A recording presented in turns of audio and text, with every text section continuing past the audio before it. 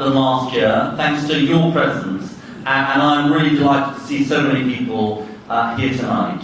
I want to thank the sponsors of this evening, ABI, Community, and ICAEW, for their generosity in making tonight possible. And I must say, I've thought of Ed Balls in many guises, but as Nick Griffin, people who know politicians will always know that they want to have original jokes, and that is an original joke. Let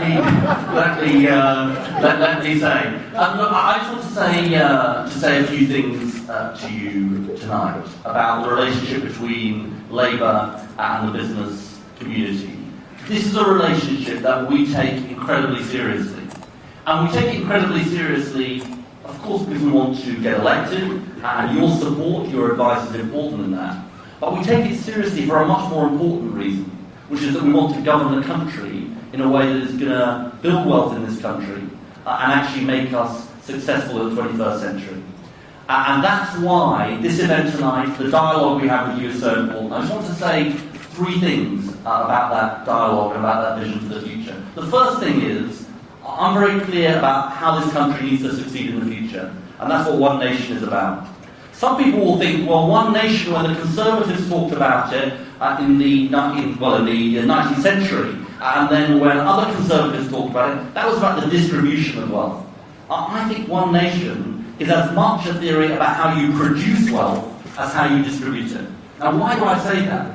Because you have to mobilise the talent of every single person in the country if you're going to succeed as a nation.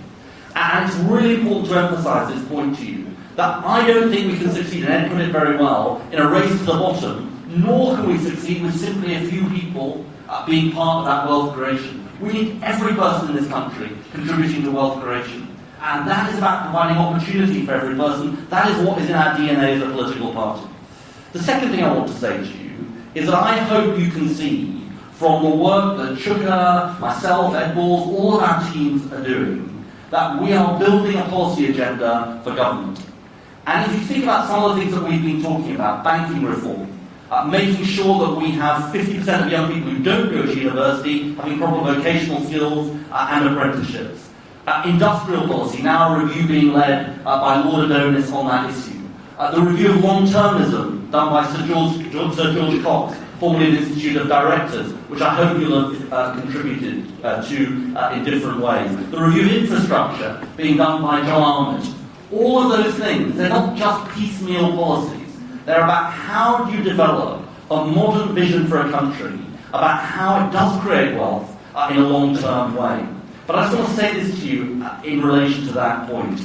That word long-term. Look, we're not always going to agree, but I think one thing that I hope we can guarantee is that not only will we listen, but we understand the need for certainty and direction. I know this in particular from the world of energy policy. I'm rather proud of what we did on energy policy when we were in government. And I think that the renewable industry, and indeed every part of the low-carbon agenda, is not just an environmental agenda, not just an energy agenda, but an economic agenda.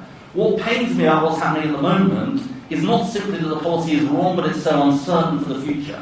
And there's no way we can get the investment we need in this country, the private sector investment we need, unless we have that certainty. And it applies in that area and every other area as well. It's the second point I want to make to you, and please do contribute to our policy making. The third point I want to make to you is this. There's lots of things we can do together, and there's things government needs to do, but there's things we need to ask of you as well. And there's a young man in the audience who I met earlier on today, called Fidel Shelley. Fidel he's 19, and he runs an organisation called Tech Talent. Is that right, Fidel? Yes. Tech Talent. Now you're going to have lots of people coming up to you, Fidel, after I give you this plug. I'm now officially your agent. But here's the thing that Fidel said to me, it's really striking this. Fidel is 19. His organisation teams up tech organisations with young people who need work and have talent to provide for the future of the country. And I said to Fidel, listen, look, we've got policy about guaranteeing a job for every young person who's been unemployed more than a year. It's about us making sure that the wages can be paid, so it isn't a burden on business. Business provides the training. And we want to mobilise every business in this country around that idea. But it's not just a massive waste for the young people concerned that they're languishing year after year out of work, it's a massive waste for the country as well. So there are things we're going to ask you to do. Be part of this mobilisation to get our young people working again. Be part of this long-term vision for how we create wealth in this country. And that's the point I want to end on. And it's really where Ed ended as well, which is about the future of this country. But the reality is, I think we should have huge optimism about the future of this country.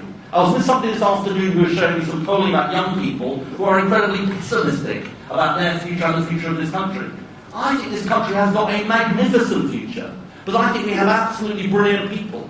I think we have huge traditions. We have the English language. We have extraordinary things that can make us succeed. And the Olympic Games showed us a year ago something very, very important, which is that if we work together as a country, if everyone pulls together and is part of what I call One Nation, which is this idea of everybody being mobilised in the national interest for creating wealth and making us a fair country, then nothing can stop Britain.